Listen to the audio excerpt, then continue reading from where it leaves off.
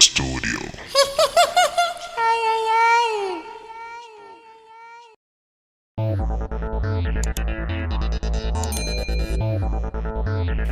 To ɗum sefene on mi warti ko a jefata hay jonta laaru nder a warti mi nangi lawol am mi dilli malama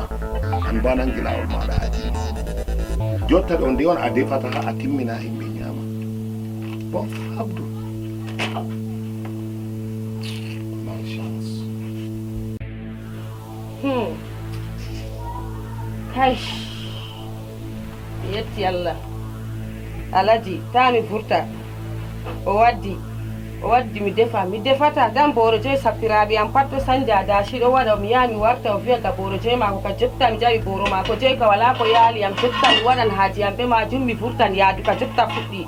suudu yimɓe pat sandi sappiraɓe am pat miɗo wanca miɗo laara kuje jamanu o wara haɗo ni o wiya mi furtan mi yehi haɗo o waddi